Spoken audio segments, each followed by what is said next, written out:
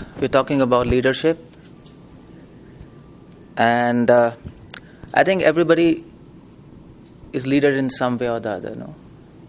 So scriptures mention that mothers, they are leader to the children,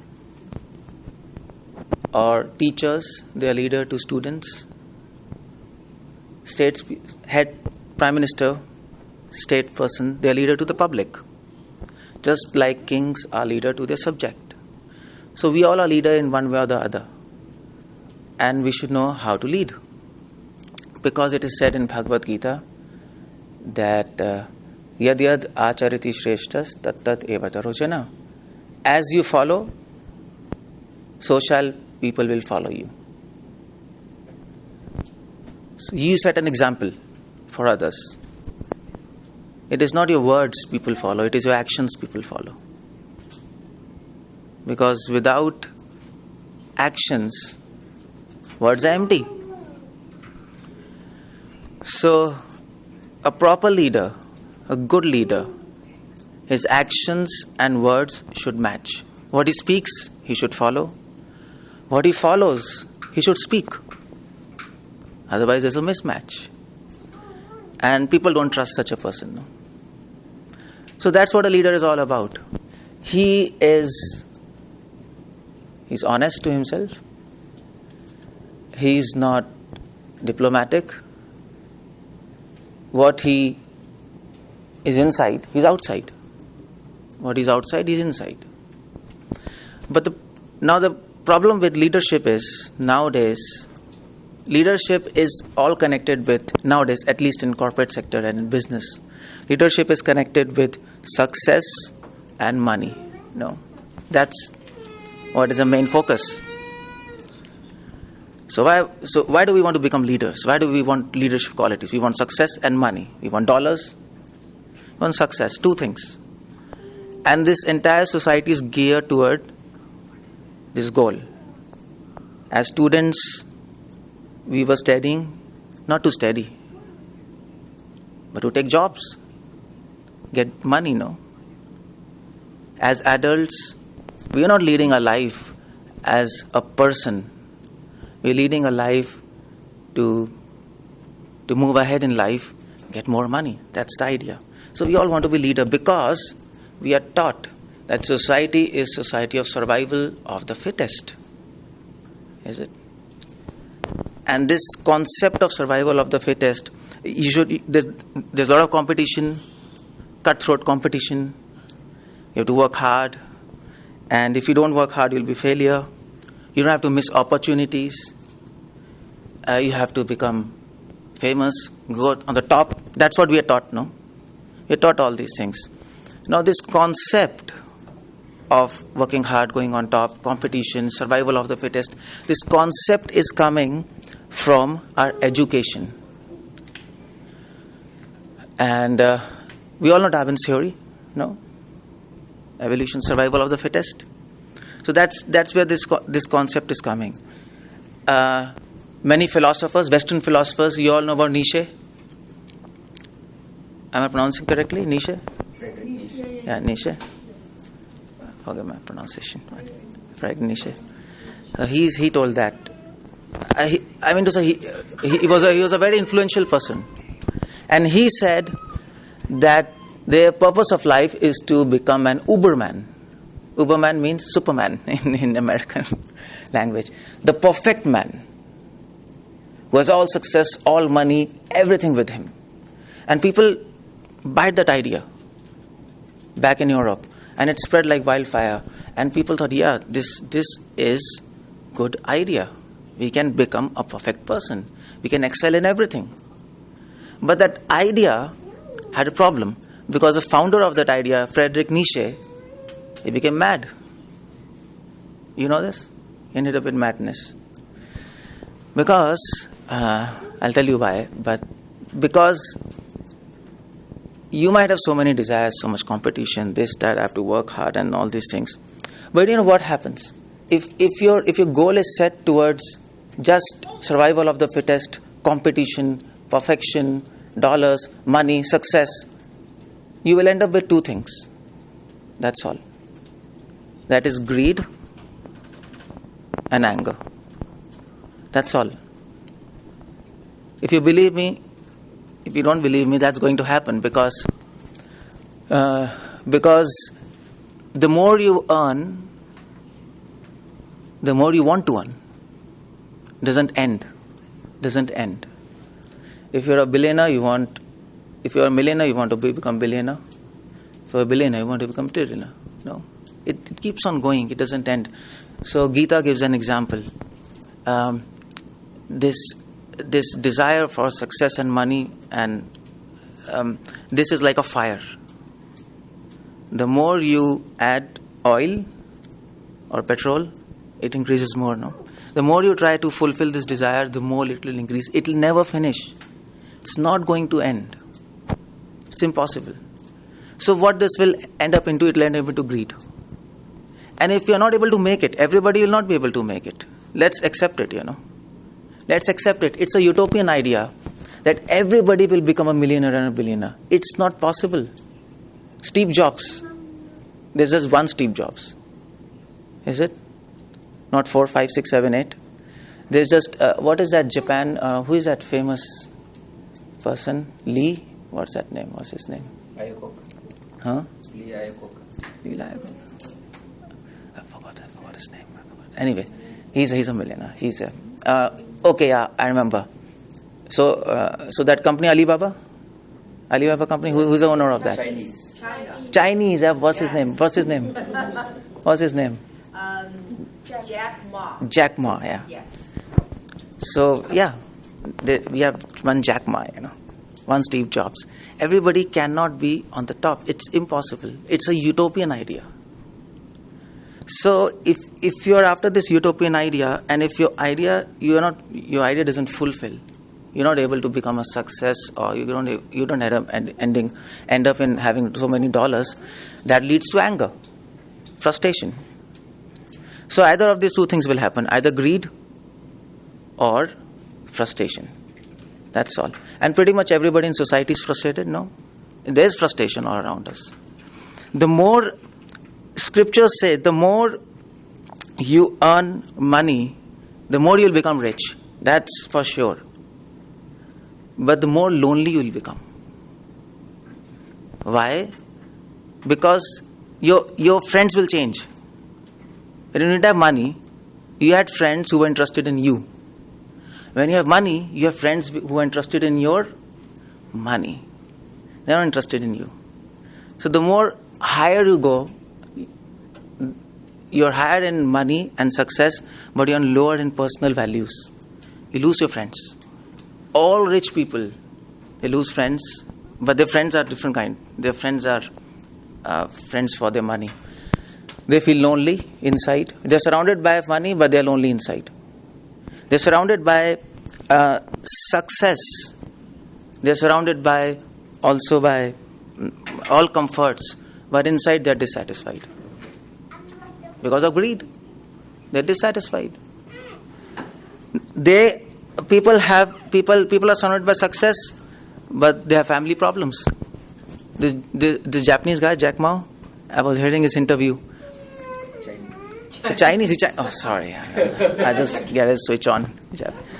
For Indians, Japanese, Chinese, they look same. We can't distinguish it. Taller than Japanese. Is it taller? Okay. I know we can recognize. By face, it's difficult. Sorry for that, but so yeah, okay. So I was watching his interview. So one guy asked him, okay, fine, you have a millionaire in such a young age. He's very young. You're so rich. So what about your family life? What about that? He said, well, I can't give so much time to my family, and my wife says, you're no longer mine, you are Alibaba's. I think you're husband of Alibaba, you're not my husband. She said that. And so somebody asked him, so how do you balance this? Well, he said that, write the show, watch the game. That's all. Go on your path. So the more rich you become, you're going to lose personal life, because you have to invest time in your business. You can't avoid this. Is it? It's not easy. Money is not hanging on trees. doesn't like, you have to struggle for that. I'm not saying you don't do that, but I'm saying what are the negative aspects of this kind of leadership. There's another kind of leadership where you can get more than you desire. It can happen, but in a good way, not in a bad way. So here you're getting all things, but with that package you're getting anger, greed, loneliness, frustration, you lose your personal life. If you want that, welcome. No problems.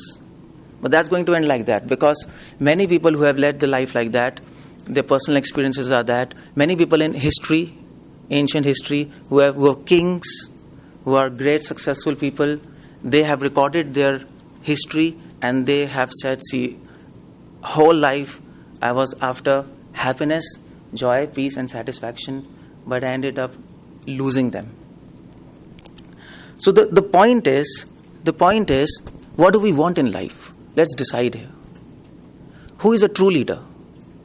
A true leader first decides what he wants, not how he wants. These are two different things.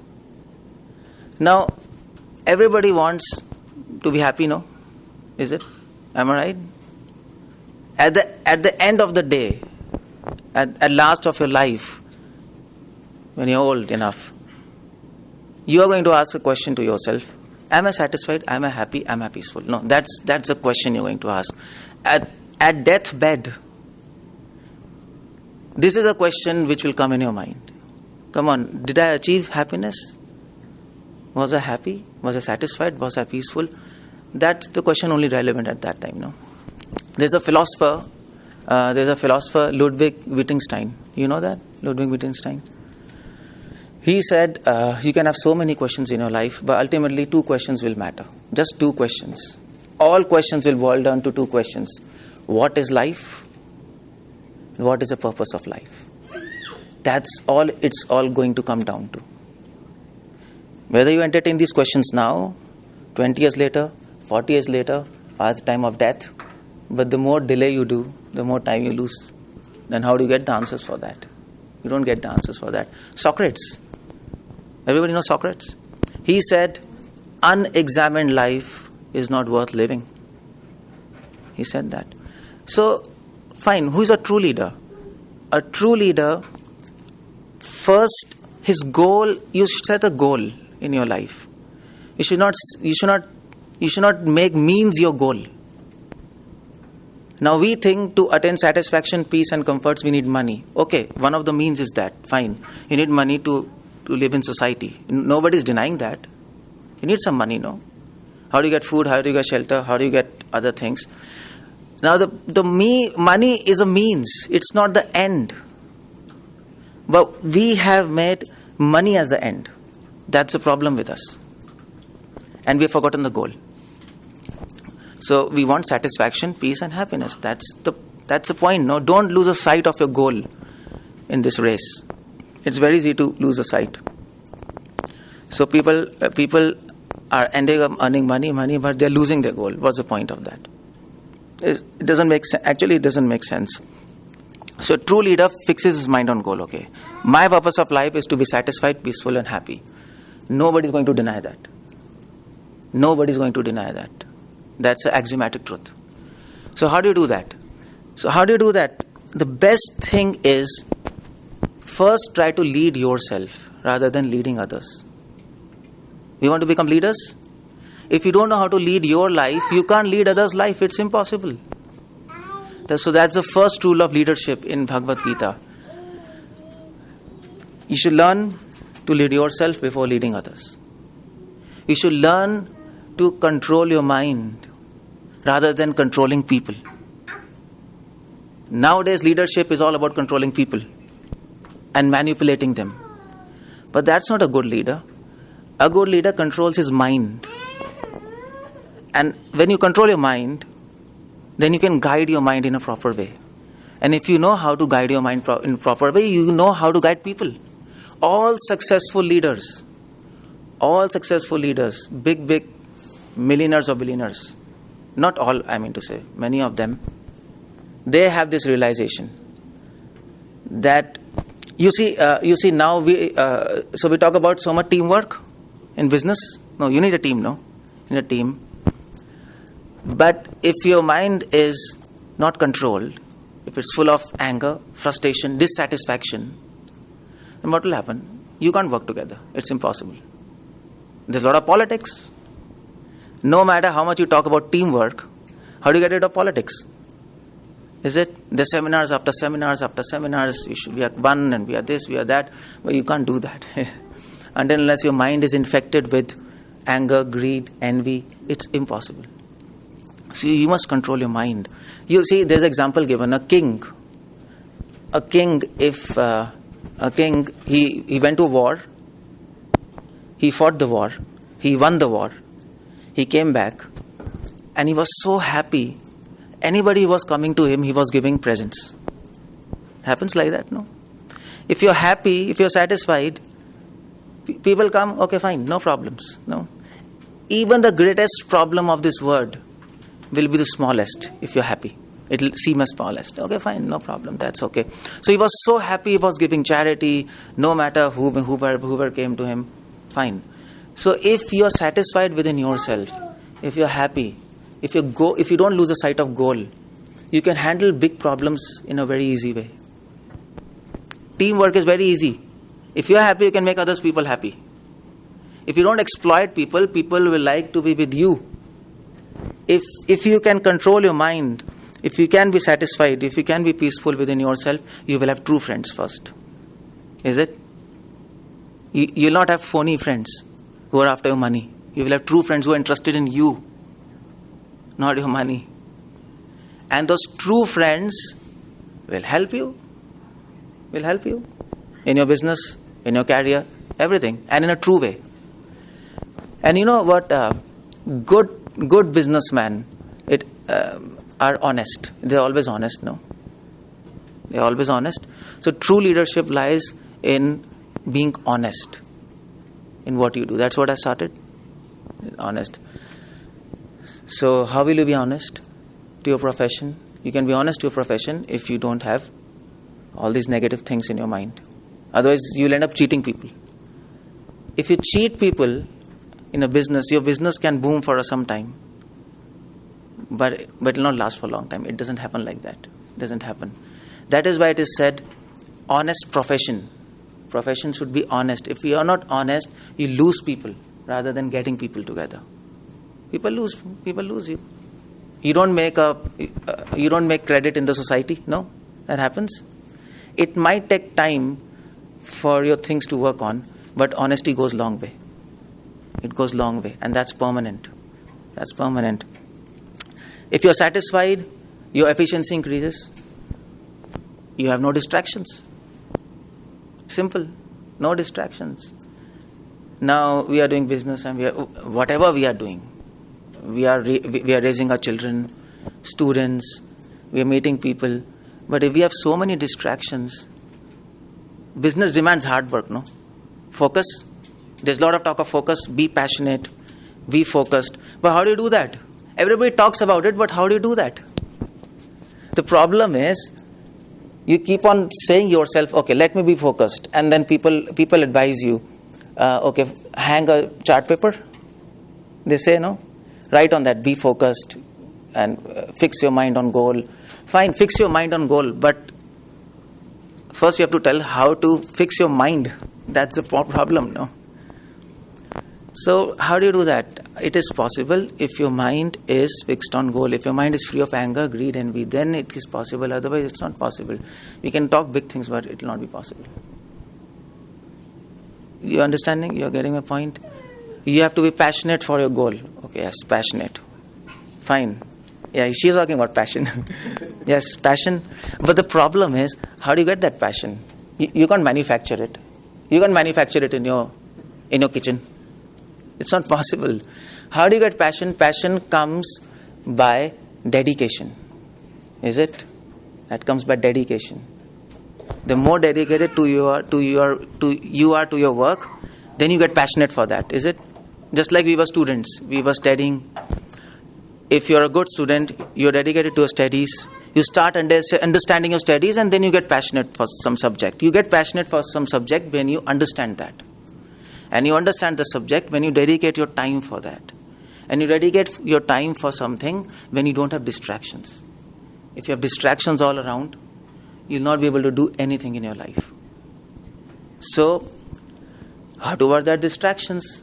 If your mind is not peaceful, you get distracted all of the time. And another thing is, in business you have to save money, to invest money, no? You have to invest money, but American lifestyle is you get money and it's all, what you were selling? Paychecks? What? Hand to hand? Living paycheck to paycheck. Yeah, living paycheck to paycheck. That's American lifestyle. Because people don't save money. They go for shopping. They keep on buy unnecessary things. Not satisfied. Yeah, because you're not satisfied. You're not satisfied within. So you end up working hard in your business, and you end up wasting your hard work in your malls. That's all we are doing. And we expect to grow in business. It's impossible, because if you save money, then you invest money. If you invest money, then you double that money, no? It's all common sense. It's not a big rocket science. It's all common sense. If you apply common sense, this Bhagavad is talking about all common sense. So, economically you're sound, if you're satisfied. Personally you're sound.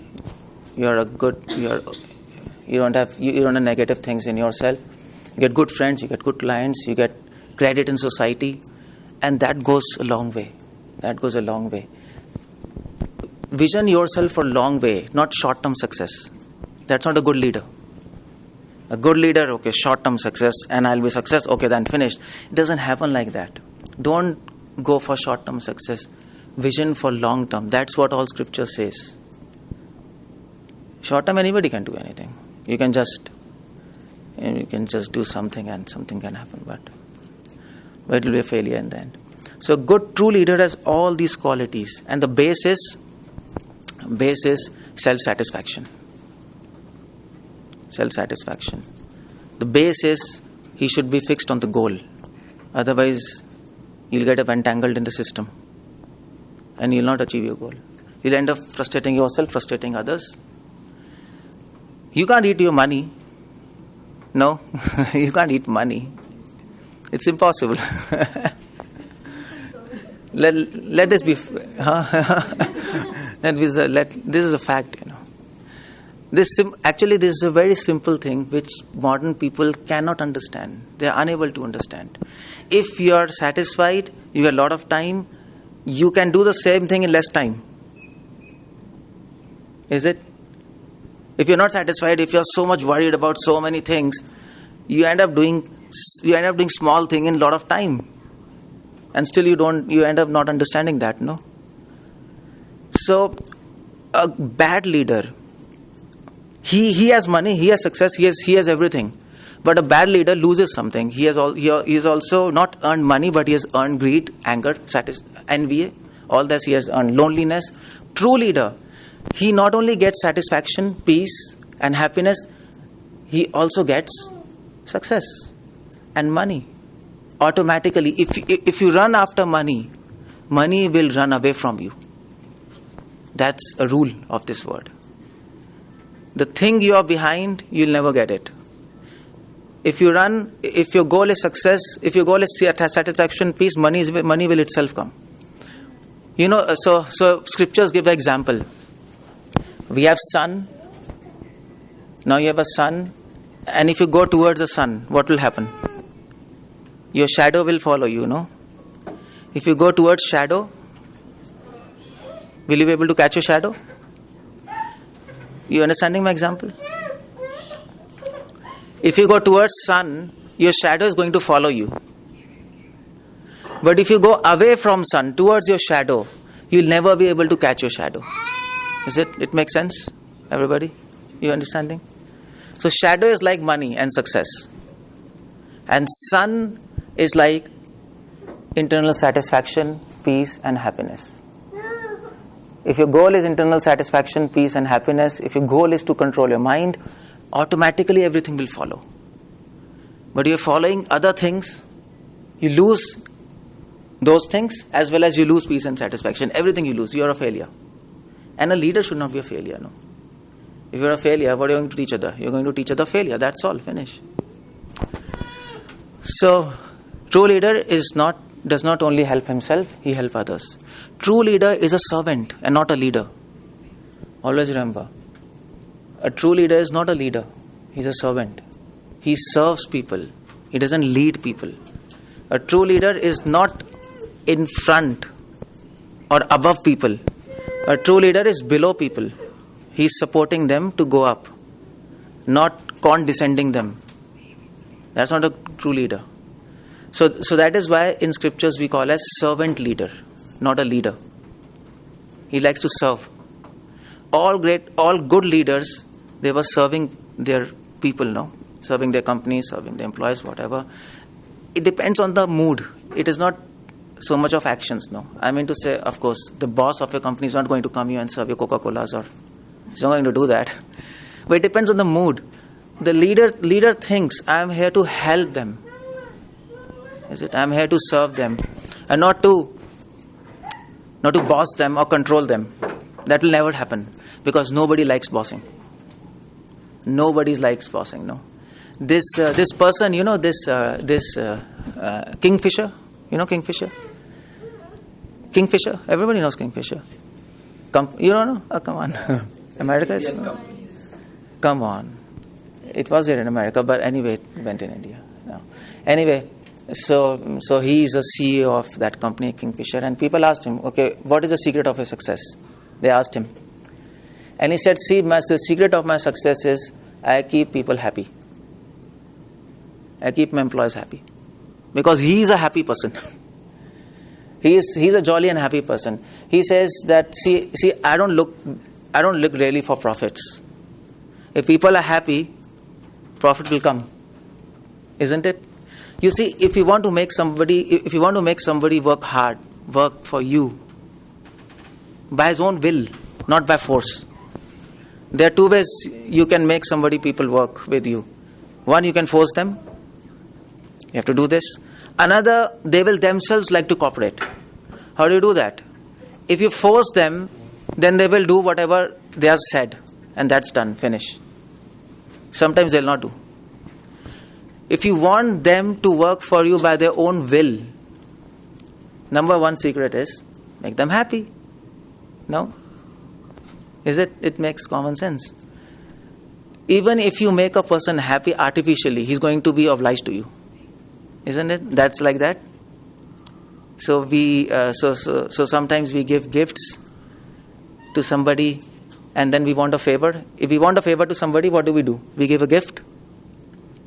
And probably we'll praise him, oh, you're a nice person. Sometimes it happens in the company, no? The employee goes and he wants a favor from the boss, and he gives him a gift, or he calls him for the party. Mr. Boss, you come to my house, take dinner, and then he will praise, okay, you're nice. Boss knows that he's flattering me. Employee knows that I am flattering boss. Both of them knows. Boss knows he wants a favor from me. Employee knows I want a favor from him. But the fact that he had called him for a dinner and praised him, he's obliged. You understand? He's obliged. He will do your work. And that is something artificially going on. If you can make people really happy, why that person will not work for you? Who will not work? Who will not want to be with some person who is happy? Simple. All your problems of leadership, all your problems of business are solved by this. But the problem is, you can make others happy if you are happy. If you are not happy, you can't make others happy. You can make others feel satisfied and peaceful if you can give others what you have. If you don't have, you can't give others. You can't create this artificially. So this artificial sense of being good, being happy, let's work cooperation, it will not happen like that, because you don't have these things with yourself, no? That is where all scriptures, they demand, they advise that a true leader, first he should lead his own life. He should make his life, he should guide his life in a proper way. And then you will be able to guide lives of millions. A good mother, she can raise her children in a good way, good parents. Parents are leaders, no? Is it? in a small way. If you want to lead your children, you have to set an example in front of them. Simple. If you don't set an example, if you tell them don't do this, and you are doing the same thing, come on, who's going to? Nobody's going to follow that. It's impossible. Similarly with teachers, similarly in corporate sector, anywhere. It's a myth that your business will succeed if you are after money. It's a myth. It's not like that. And you can do research. You can do research. You can ask people who have become a success. People who have become a success, they know the secret. They know the secret that if you can bring an atmosphere of self-satisfaction, peace and happiness, everybody is going to succeed. Everybody. So in business it is said win-win situation, no? Win-win situation. He is happy, you are happy, everybody grows. What else do we want? What else do we want? I mean to say, business is not a new thing in the modern world. People were doing business since thousands of years, no? It's not a new thing. It's not... Kings were doing business. There was export and import 2000 years back. Greeks and India were exporting. Chinese, they were exporting with India. People were doing business. But at the same time, people were happy and peaceful and satisfied. We can read history. But now we are doing business, but we are ending up in anger and frustration and loneliness. What's happening? We have missed something. So we got to learn from them. We got to learn. It is said, the roots of wisdom lies in history, not in future. Don't look in future. Future is dark. Roots of wisdom lies in history. We have forgotten how those people lived their lives. And that is the role of scriptures. You can learn more from scriptures than from business gurus. The business gurus, they can advise you something, but they will not be able to help you.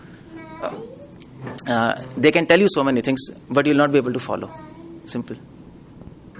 So, my request to you all is, go back in history. Read their lives.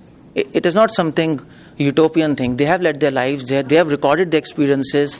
They were doing business. They were successful people, and they were very happy. Why don't we follow their model rather than today's model?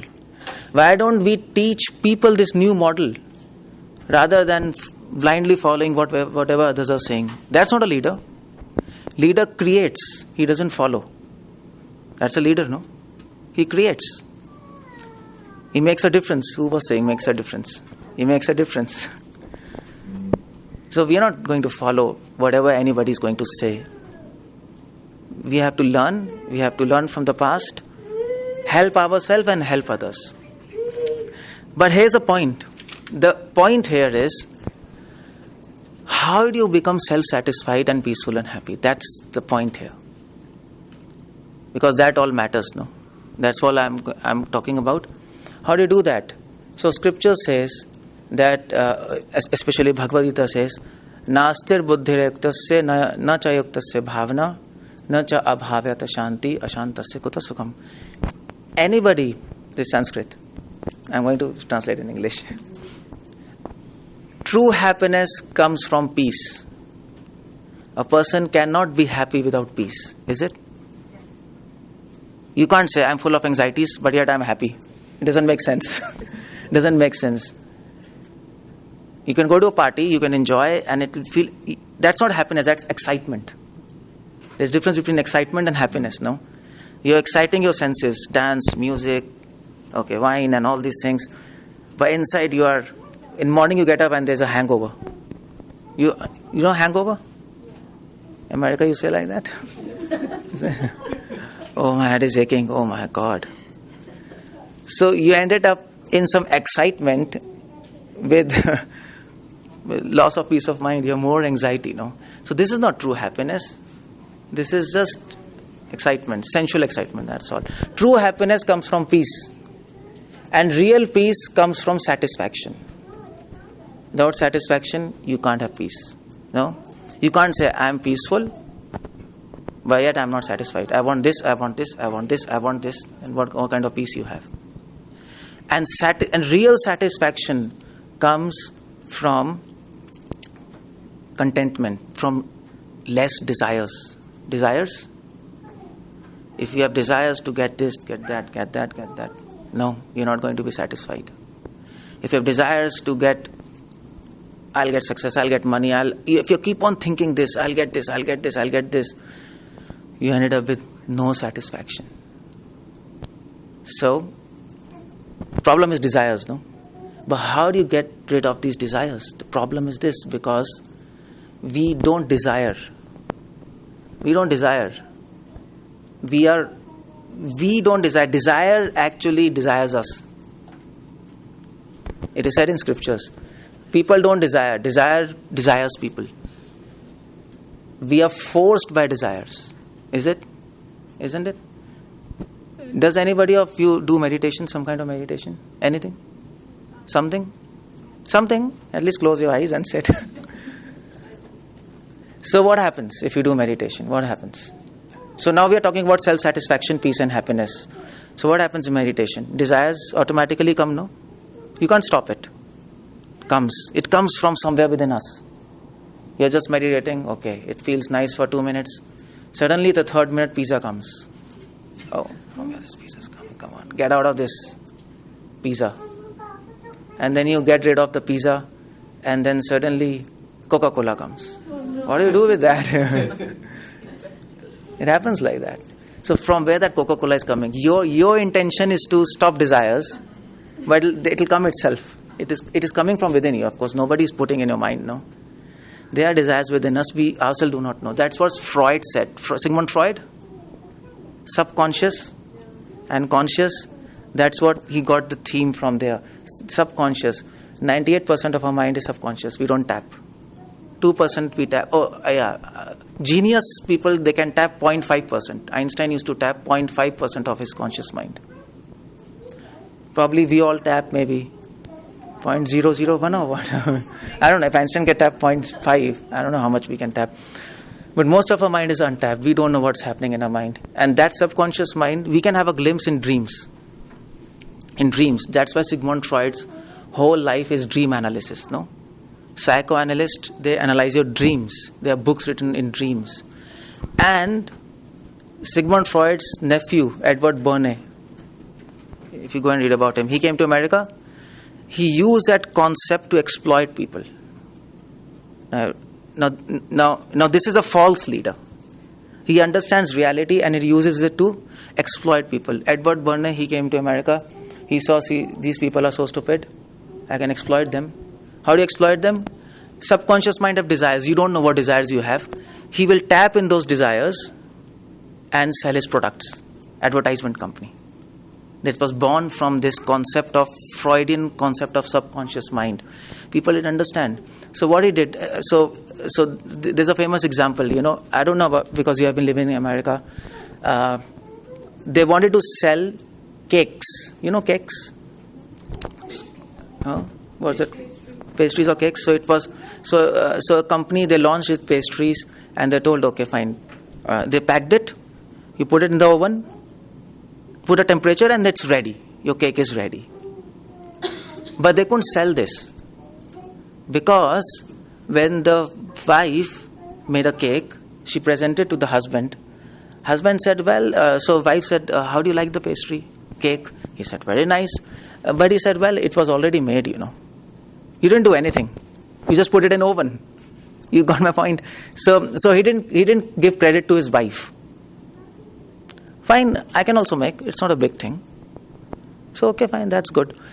So these cake companies, females, all the females, they stopped buying cakes. They were making themselves. Is it because if you make themselves and then you give to your husband, then the husband will say, oh, thank you very much. You did so much labor. You understand? Then she will get praise from the husband. You understanding? This is how psychology works. So she'll be happy. Okay, my husband is praising me. But if you take a packed cake and put in oven and give him, he's like, okay, fine. It's not a big deal.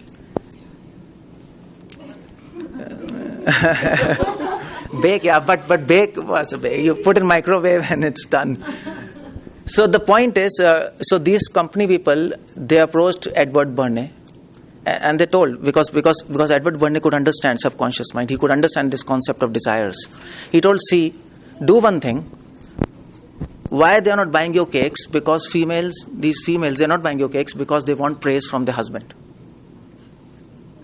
That's what they want. They don't want cake. They want praise from husband. And if you can do something by which husbands can praise them, then you'll be able to sell your products. You understand? So what he did, he told, okay, fine. Write on the packet that to make the cake you have to add eggs. And you have to beat it for a very long time. You do that, no? You have to beat it for a very long time, and then you put, and then she'll give. And then their sales doubled, tripled. That was Edward Bernays. He could understand the desires of subconscious mind. And then wife used to say, come on, how is the cake? Then husband can't say it's bad, no? So she spent a lot of time beating. That is all psychology. That was Edward Bernays. So my point is, there are so many desires in our mind which we ourselves do not understand, no? They are coming from within. How to stop these desires? That's a problem, because if we can't stop these desires, we can't be self-satisfied. If you're not self-satisfied, we are not peaceful. If you're not peaceful, you're not happy. If you're not happy, you're a bad leader. You'll end up having no friends, no company. People will go away from you. You will not gain the trust of people. You can't be a good leader. Everything fails in the end. So, any idea for that? How do you stop desires? How do you do that? That's where bottom line comes. If your desires do not stop, you keep on thinking, distractions, temptations, you lose sight of your goal, you're doing something which you don't want to do, you're forced to do that, that's a problem. How do you do that? Any idea for that? Yeah. Just live in the now, in the moment. You can do that, but when you live in now, still desires will come, is it? How do you do that? How do you do that? Be happy with what you have. It's a funny proposal, no? Just live in now, is it? I find a lot of happy with what you have. Yeah, I'll just come. I find a lot of contentment, very contentment, without any effort, when I'm immersed in nature. When I find myself in contact with nature, I lose desires and awe. You can do that. People go to nature. I love it. Many people go to nature. As soon as I get out of nature, Yeah, that's a problem. distracted. Yeah. That's a problem, no? So that's a problem. You can't sit in nature for all your life. Yeah, but it's not possible. It's utopian. So, when you're going to nature, fine, there's nothing. But when you come back, things come back, no? This means you didn't solve the problem. You just forgot the problem in nature. You just forgot, for some time. Because you got awe by seeing that nature. But when you come, it's there. But we want a solution. It's like you get tired for a while. Yeah, that's okay. So that's why people see television. Nobody watches television for enjoyment. People watch television so that for some time they'll forget the anxieties. Is it? That's a fact. It's not for enjoyment. Okay, for some time I'll forget, for 3 hours I'll forget. That's good. Otherwise your brain will explode, if you keep on thinking so many things. So what do? There is, Bhagavad Gita gives a solution. And to accept that solution is a little difficult, because Bhagavad Gita says, Nastir buddhirayuktasya na cha ayuktasya bhavna. You can get free of desire. There's just one way. Desires are not in your control, first of all. It's not in your control. You are under control of desires. We are controlled by desires. We don't control desires, no? You don't want something, but you're forced to do it. That's what happens. So to control desires, that is where scriptures introduce the concept of God. A higher power, a higher divinity. You need help from higher divinity, higher intelligence. Otherwise, we'll not be able to lead a life properly. It's not possible. That is where all people, all ancient people, all wise people You can call God, you can call divinity, you can call power. You need something higher than you know. You need help. Or you can call grace, something. And that's where this role of spirituality comes. In your business. You see, there's a role of spirituality in your business. That is a role of spirituality in business. Otherwise people think, come on, business is separate, spirituality is separate. No, they are not two separate things. They are linked. Without spirituality, you have so many desires, no satisfaction, no peace, no happiness. You end up frying everybody, you end up frustrating yourself, finish. Everything is finished. You end up losing your money, temptations, you end up just losing your hard work. So, that is why every good leader, he has a spiritual part in his life. Every good leader should have a spiritual life also. Now, there's one thing, by the way, it's little off the line. Some people do not believe in higher things, no? Come on, there's nothing higher. There's no God, there's no divinity. It's all just, we're all machines. Is it? Anybody believes like that here? Many people believe like that, and many people believe like that. They don't believe in all these things. But you know what? It is very easy to believe in something beyond us. It is very easy to believe in God, divinity, something spiritual. It is very easy. It is common sense. You don't need big experiment, observations, evidences to believe in that.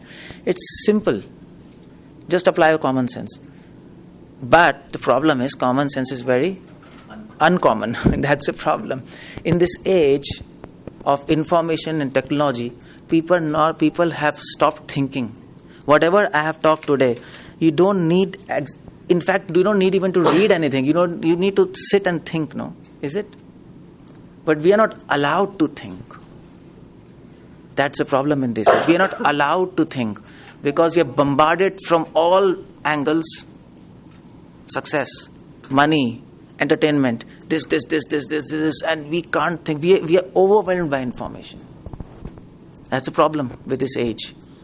So what we are doing here is, I am not doing anything. I am just asking you to think. Sit back and think. Before entering this race of dollars and success and money and corporation and business, first think. What's going to happen with your life? What's the end? How can you make your life successful and yet happy and peaceful? There has to be a way for that. That's what I'm talking about. That's a true leader who can tap in both lives. A car needs both wheels, no? If one wheel is off, it doesn't move. So human needs both aspects, material and spiritual. If they go along, then things become success. Otherwise you lose things. So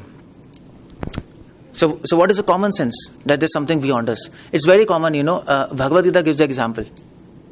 Simple. You all sleep? Everybody sleeps? I assume that, of course. Yeah, I mean, the big business people, they don't sleep. Billionaires, they don't sleep.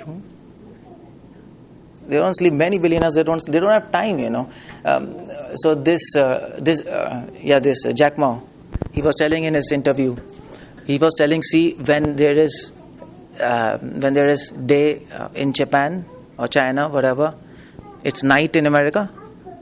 When it's day, it's night there. So he told his employees, see, we don't have, if you sleep, you lose opportunity of business in America because people are awake there. And if you are awake, then of course you have business here. So many people do not sleep and they lose sleep because they're too much after their things. They've lost track. So anyway, my point is, all of you sleep and you get dreams. All of you get dreams.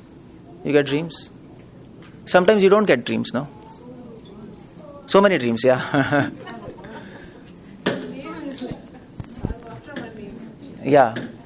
So that's another thing. If you're not self-satisfied, you get dreams. If you get dreams, you don't get rest in the night. No rest. So no dreams better? Yeah, no dreams, of course, better. You don't get dreams, okay. Well, I heard somewhere that we do dream you just don't remember. I don't remember. Yeah. I could say I don't dream. Yeah, okay, yeah. But I just don't remember. Yes, sometimes we get up in the morning and we are pretty sure we don't get any dreams, no? Sometimes you know that you got dreams. Is it? Sometimes you know that you didn't get any dreams. Your friend asked, did you get dreams? Come on, for last 1 week I didn't get any dreams. Is it? It happens like that, no? And we are pretty sure about that. Now, Bhagavad Gita says, this is common sense. When you're sleeping, you forgot yourself. You forgot yourself. That's another magic. Is there any way you can forget yourself now? It's impossible. No matter how much meditation you do, it's impossible. In sleep, it's so easy to forget yourself. Who is making you forget yourself? Forgetting yourself is not evolution, what evolution wants. It is entirely contrary to evolution. You know evolution theory? Everybody knows. Evolution means survival of the fittest. The traits which will help you to survive, that will be there. The traits which don't help you to survive, it will go off, no? The sleep is going in the face of evolution. No evolutionist understands why sleep is there, because if you forget yourself, you are prone to predators. No, sleep should have been off through evolution long time back. It can happen then when we are sleeping. Evolution would have made us like that. Then when you are sleeping, you don't forget yourself. For example, dolphins. You know dolphins? How dolphins sleep? You know? Dolphins, when they sleep, they keep one eye open, one eye closed. So half brain they sleep 3 hours, half brain next 3 hours. Yeah, that's dolphin.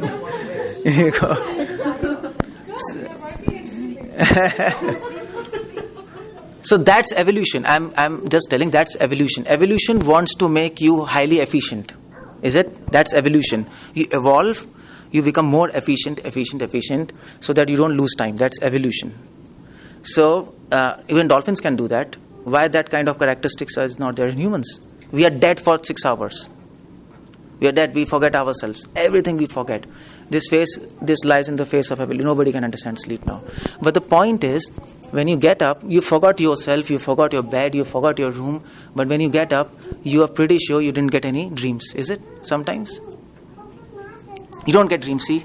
You're sure, no? Yeah, see? How do you know that? Maybe once or twice a year. Oh. So my point is, how do you know that you didn't get any dreams? Because you forgot yourself, no? How do you know that? You don't know yourself, but you are pretty sure that you don't get any dreams. How do you know that? Because then there's no remembrance of it. No, you can't remember because you have forgotten yourself. You have forgotten yourself. If you have forgotten yourself, you can't know anything. But if you I know I'm dreaming when I'm having a dream. Yeah. When you are having dream, you know. But when you don't have dream, still you know that you didn't have dream. So that means that if you dream that you have not forgotten yourself. No. If you are dreaming, you don't forget yourself. There's a science in dreams. Because you're experiencing. All night long. Yeah, I know. Don't forget yourself. Yeah, of course. And okay, fine. Just a minute. Just hang on. And because you don't forget yourself in dreams, that's why you don't get rest. You don't get rest. If all night dreams come, you get up in the morning. Oh my God, is it? Yeah. You don't get rest. You love your dreams, but if you keep on getting dreams, you don't get rest. It keeps on going. So I feel very, very, I don't want to be contradictory, but I allow for the dream because it's like a second life while I'm resting. Okay, that's okay. But your mind, okay, different opinions. But anyway, my point is, when you don't get dreams, then what happens? Forget dreams. When you don't get dreams, still you know you have not got dream. You have got up in the morning, I didn't get any dreams. Somebody is watching that you didn't get any dreams. Somebody is watching. Because you forgot yourself, still you know, you're pretty sure you didn't get any dreams. Somebody gave you this information, you didn't get any dreams. That is the logic given by scriptures. It's common sense. Who is watching? How you are sure that you didn't get any dreams? There's somebody there. So that is called as divinity. There's some spiritual part in your body which is always conscious, even though you are unconscious. There's some part there. There are many patients of coma because you were also a medical practitioner. You have seen patients of coma? Coma. You have seen? I have seen many patients of coma, and comatose patients are almost brain dead. They are almost like vegetative state. Many of them are just lying there like that. But one finding in comatose patient is they can hear. Many patients, their hearing is active. They are dead, everything is gone, but still hearing works. There is some portion of spirituality which is beyond this body. We have to admit that. We are not just machines. We are not supposed to act like machines. This is one example. I was talking about common sense. This is one common sense. You can just think about it. Oh, Hare Krishna. So that's what scripture says. Add spirituality in your life. Add a concept of God in your life. And be satisfied. If you add this concept of spirituality, it will lead you to satisfaction. It will control your desires. Otherwise, you will be on a ride with desires. And then the problem starts. Everything starts from there. So, true leaders who can balance between both spiritual life and material life. He is a true leader. Otherwise, you cannot be a true leader. It's impossible. You will not be able to guide others. That's what is wisdom of scriptures. That is what is leadership qualities. Hare Krishna, thank you very much. That's what I want to speak.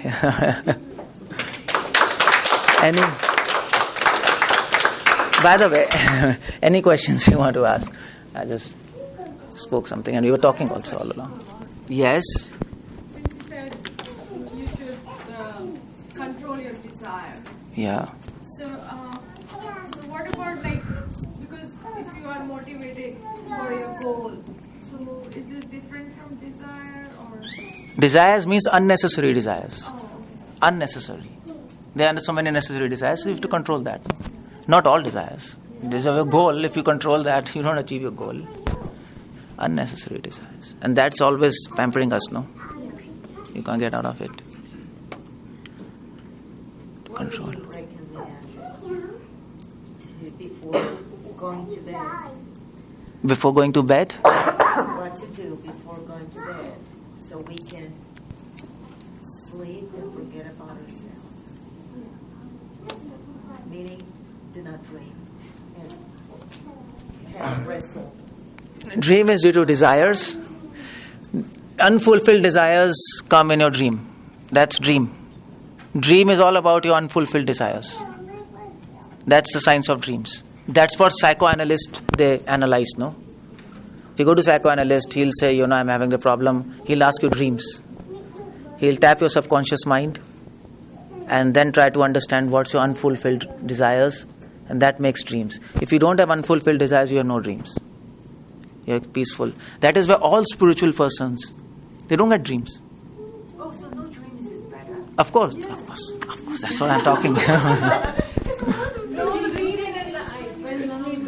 I had a lot of dreams before. About you not passing the exam. Okay, good. When you are sleeping, when you are awake, there should be dream. Other than that, What's that dream? dream to get your. Oh, that's a different thing. I'm not talking about that. Those dreams are good. That's a different issue. We are not talking about that. We're talking about real dreams. So, When we have one conversation. So that is why all spiritual persons, their sleep reduces. You see all spiritual people, they sleep less. They sleep less. Why? Because they don't get dreams. In less sleep, they can get more rest. Mind is peaceful. It's not thinking something. Your body might be rest, but mind is not rest. It's going on in dreams. So people need less dreams. That is why. Problem is, if you get rid of desires, you solve your problem of dreams. That's all. Simple. What kind of people they are? Spiritual people. That means they are believing in God or? Yeah. Spiritual people, it depends. Spiritual people means that there's something beyond matter. Soul, God. But there has to be something beyond this machine. Beyond what you see. What you see is not everything. It's not everything. You can't see many things. You can't see your mind. And anybody see mind? No. It doesn't exist. Of course, science is having a debate now whether mind exists or not.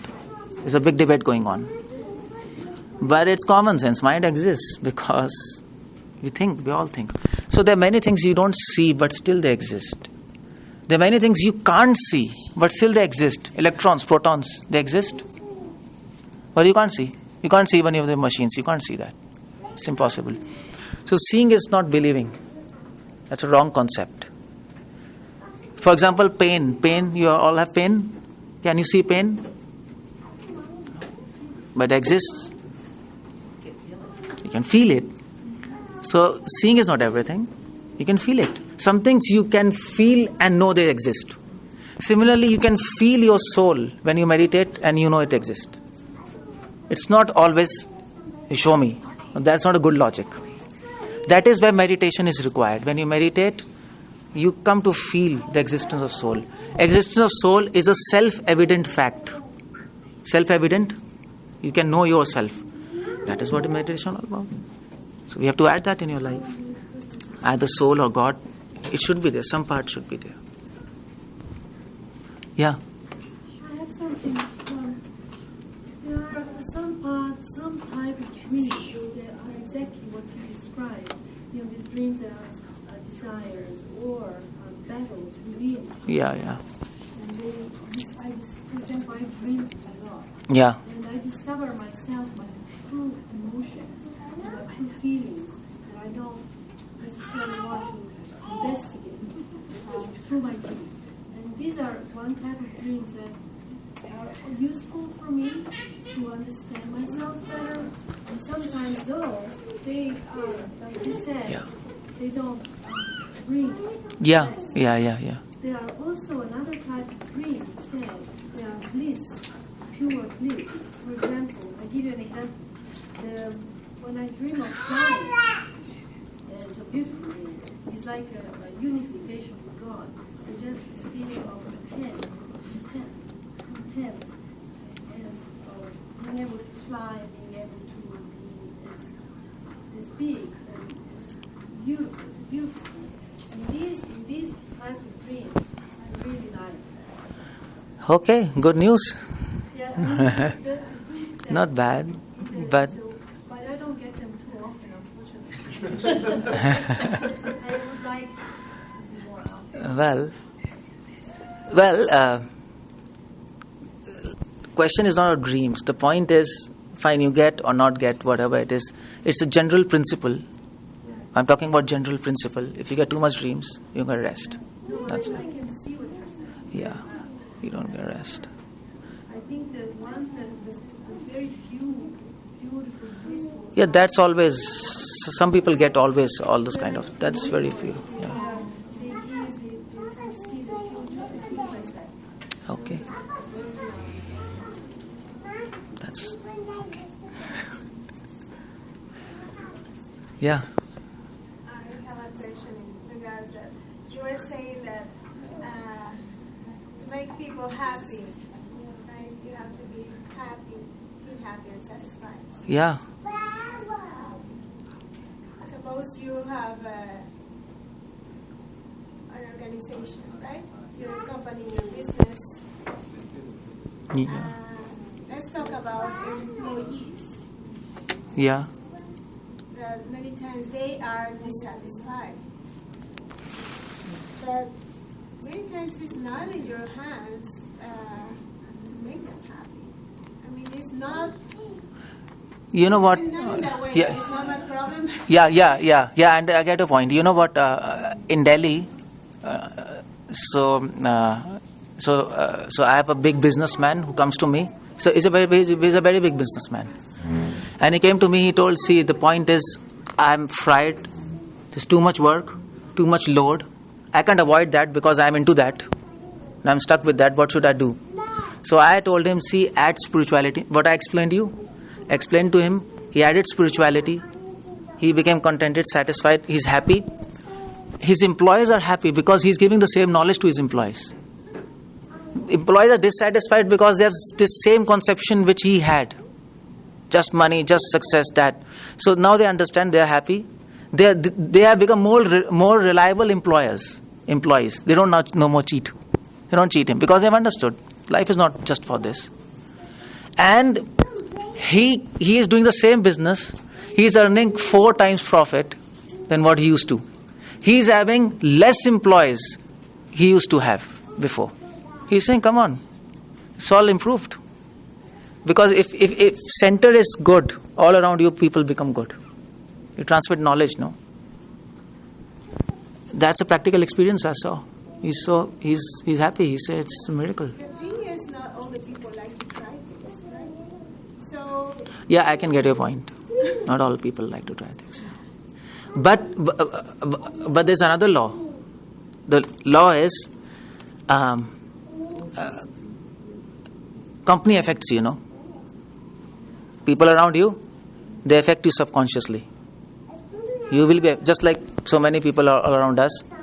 If somebody is not interested, but even the fact he's sitting here, he will start getting influenced by all those things, no. So slowly, that ethos will be there in the whole company. It's a different mood of the company, and people start going in that way. Some people are always there. Just forget them. That's all. Some exceptions are always there. It makes a difference. A lot of difference. Leader makes a difference. People tend to follow leader. Now you know what? This person who is a businessman, he is doing spiritual practices. He is happy. So employees, their dream is to become like him. No, that's what they are employees for. No, I want to become CEO like him. So they start following what he's doing automatically, and 90% of people start following what he's doing, and they have themselves become satisfied and contented. So things are going on. He's getting more profit than before, 4 times, with less input. That's like that. Any other questions? Yeah. I have one more question. You said to set your mind on a goal. Can you goal evolve in time? Can you goal Evolve. evolve in time? Well, there's just one goal: satisfaction, peace, and happiness. You don't forget the goal. That's a goal. That should be a goal. If that's not the goal, then there's a problem. Then all problems start. Satisfaction, peace, happiness. That should be a goal, and that should be your goal of life, to set others people goal. They should be the goal. The means can be, okay, fine. Different things. Don't forget that. Okay, so pretty much I finished. Of course, meditation helps. That's what I'm talking. Spirituality. Meditation without knowledge is of no use. That's another point. That's spirituality is not just about meditation. It's about meditation plus knowledge. Nowadays, spirituality is promoted as only meditation. No. But without knowledge, what you're meditating on? How to meditate? Why to meditate? All these things should be clear, and then meditation works. How to clear them? Like when you are doing meditation. So what's the proper way of doing that? Like, Can you give Gita? Gita. Yeah, I mean to say you can read Gita, and there's a proper way there. You have, so read that. Read scriptures. There's a way there. There's in this book it's read. So for example, how we do meditation is we chant this Hare Krishna mantra. You know Hare Krishna. We get up in the morning and we meditate on the sound. So this sound is spiritual sound. It's Hare Krishna. You all know because of probably Mahesh. He does that. So we get up in the morning, we meditate on the sound, and we meditate on the sound, this spiritual sound, and this helps you to come in contact with divinity. It helps you. And that is an age-old process in scriptures. That's what you do. You can do that. But better is Hare Krishna, because if you read this book, you'll come to know. Why? Because there are some rules and regulations for Om. But for Hare Krishna, there are no rules and regulations. That's the point. Otherwise, there are so many rules and regulations. So something you have to do. I've tried Om so many times, but It will not work. You try that and read Gita. Have some knowledge. Without knowledge, things will not work. We are not parrot, no? That if you keep on doing something without understanding, that is something ritual. It is not something logical. So you need a philosophy to religion, if you can put it like that. Philosophy, you need understanding. So that is why we need to understand and meditate. That is spirituality. Most people, they just follow some process, no effect, leave it. I don't have any effect. Other people, they are just scholars, they don't practice, nothing happens. You have to fuse both, knowledge and meditation. So you can read this book, chant, that will be good. There's one last question. I think you're answering now this question, but I just want to clarify. When we have negative emotions, we go back to meditation, we go back to focusing on our goal. Is that how you... Yeah. By meditation, meditation will not allow negative thoughts to come. It will not allow, it will just wipe it off. Because when you are happy, you don't get negative thoughts, no? Suppose if you get $1 billion lottery. You have lottery here in America? I don't know. Okay, yeah. Or suppose you go to casino and you end up having $1 billion. You'll be so happy. And somebody tells you, this happened, that happened. Yeah, no problem. If you're happy, small things do not affect us, no? So that's the point. So if you do meditation, you are so self-satisfied, small things don't affect. You become like an ocean.